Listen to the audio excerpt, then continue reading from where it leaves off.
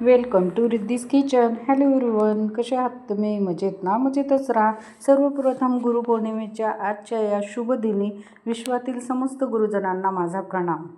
आज आपण गुरुपौर्णिमेनिमित्त मखाण्यांपासून स्वीट बनवणार आहोत. त्यासाठी मी 2 चमचे साजूक तूप घेतलं आणि जाड असं पॅन ठेवलं. तुमच्याकडे जाड दुधाची कढई असेल तर तुम्ही त्यावरही ठेवू शकतात. आणि 2 वाटी हे मखाणे टाकले.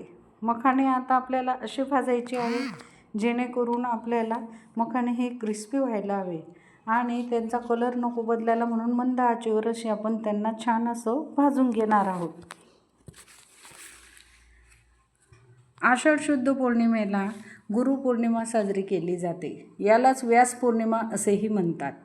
आदी गुरु महर्षी व्यास यांचा जन्म आजच्याच पावन दिवशी झाला होता. ज्या गुरूंनी आपले व्यक्तिमत्व घडवले त्यांच्यासमोर नतमस्तक होण्याचा दिवस म्हणजे गुरुपौर्णिमा होय. म्हणून आजच्या गुरुपौर्णिमा हे आपण साजरा करतो. हे बघा, बोलता बोलता आपले मखाणेही थोडे क्रंची झाले आहे, तरी अजून 2 मिनटं आपण अजून भाजून घेणार आहोत. आता आपण मखाणे काढून घेतले. आता याच्यात आपण 1 छोटी वाटी काजू घालूया. काजू ऑप्शनल आहे, तुमच्याकडे असले तर तुम्ही टाकू शकता, नाही तर नाही टाकले तरी चालेल. काजू ही नुसतं क्रिस्पी होऊस्तरच भाजायचे. काजू भाजून झाले की तेही काढून घेऊया. हे बघा, काजू आता भाजून झाले आहे, तेही आता आपण एका साईडला काढून घेऊया.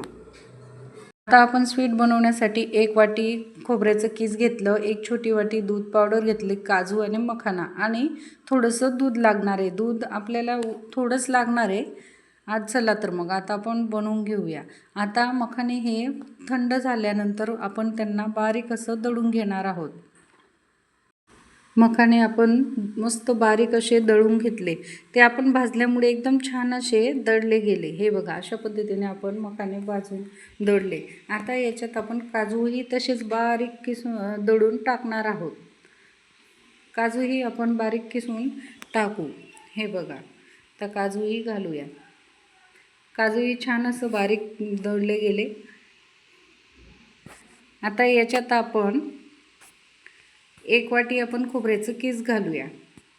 खोबऱ्याचं कीस हे तुमच्याकडे असलं तर ठीक, नाही तर बाहेरही बाजारात अवेलेबल होऊन जातं. कीस घातलं. आता त्यानंतर आपण 1 छोटी वाटी दूध पावडर घालूया. दूध पावडरने जी आपण स्वीट आयटम बनवणार आहे त्याला टेस्ट येईल. आणि 1 छोटी वाटी पिठी साखर घालूया. पिठी साखर नसली तर जाड साखरही तुम्ही तळून घालू शकता. सर्व मिक्स झालं की आता थोडं थोडं दूध घालूया. दूध हे नॉर्मल टेम्परेचरचंच हवं, जास्त थंडही नाही जास्त गरमही नाही. आणि उगाच थोडंसं दूध घालायचं, जास्त दूध घालायचं नाही. मी तर म्हणते फक्त 3 ते 4च छोटे चमचे दूध लागलं असणार एवढ्या मिठाईला. हे बघा, अशा पद्धतीने हलक्या हाताने आपण पूर्ण मिक्स करून घेऊया. हे आपल्याला एकदम झटकीपट अशी ही आपली मिठाई तयार होते. आता 2 भाग केले. एका भागात मी फूड कलर ग्रीन कलरचा घातला. तुमच्याकडे फूड कलर नसलं तर तुम्ही नाही पण घातलं तरी चालेल, ऑप्शनल आहे. हे बघा, अशा पद्धतीने आपण मिक्स करून घेतला. आणि हां, मी पिठी साखरमध्ये 2 वेलदोडे घातले होते दळताना. तुम्हाला आवडत असेल तर घालू शकतात, नाही तर नाहीही घातलं तरी चालेल. आता बटर पेपर घेतला, त्याच्यावर अगोदरचं एक गोळा मी पसरून घेतला आणि जे आपण फूड कलर टाकलं होतं तो पण वरतून ठेवला. आणि दोघांना आता बटर पेपरच्या साहाय्याने रोल तयार करून घेऊया. हे बघा, असं आतमध्ये आपल्याला ग्रीन आणि बाहेरून व्हाईट कलर असा मिठाईचा येऊ द्यायचा आहे. आपण उपवासासाठी पण ही मिठाई खाऊ शकतो, त्यासाठी तुम्ही वेलदोडा नाही घातला तरी चालेल. हे बघा, आता आपण रोल करून झाला. आता पिस्ता आणि बदाम मी दोघं साईडनं पसरवून दिले आहे. आता यालाही आपण परत रोल करू, जेणेकरून मिठाईला सर्व बाजूने ड्रायफ्रूट्स दिसायला हवे. हे बघा, छान असे मिठाई ड्रायफ्रूट्सला लागून गेली आहे. आणि ही मिठाई एकदम कमी वेळात झटकीपट अशी होते. आज गुरुपौर्णिमा होतं आणि माझंही थोडं कामानिमित्त ही रेसिपी बनवायला थोडा वेळ लागला, पण मी एकदम पटापट बनवून मोकळी झाली. अशा पद्धतीने आपण रोल तयार करून घेऊया. हे बघा, मिठाईचा रोल आता 10 ते 15 मिनटं आपण फ्रीजमध्ये सेट करण्यासाठी ठेवून दिला होता. फक्त 15च मिनटं ठेवला, तोपर्यंत मिठाई ही छान अशी सेट होऊन गेली. हे बघा, आता चाकूच्या साहाय्याने आपण कट करून घेऊया. दिसायलाही अगदी सुंदर आणि खायला एकदम टेस्टी अशी ही मिठाई झाली होती.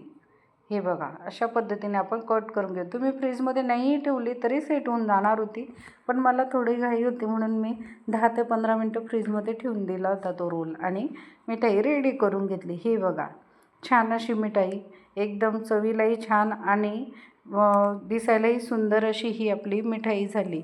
आज गुरुपौर्णिमेनिमित्त मी छान अशी मिठाई बनवली. तुम्हाला आजची रेसिपी कशी वाटली? रेसिपी आवडल्यास झटपट रिद्धीस किचनला सबस्क्राईब करा आणि रेसिपी आवडल्यास लाईक करा, सबस्क्राईब करा आणि शेअर करा. धन्यवाद. अशाच नवनवीन रेसिपी पाहण्यासाठी रिद्धीस किचनला सबस्क्राईब करा. गुरुपौर्णिमेनिमित्त आज मी छान असा नैवेद्य बनवला. गुरु म्हणजे प्रकाशाचा झरा, अज्ञानाच्या अंधारातला तारा, मार्ग दाखवणारा हात धरतो, शून्यातून आयुष्य घडवतो, असा हा गुरु असतो. म्हणून आजच्या गुरुपौर्णिमेनिमित्त माझ्या सर्व गुरुजनांना माझा प्रणाम. चला तर मग आजची रेसिपी तुम्हीही आवडल्यास बनवून पहा. धन्यवाद.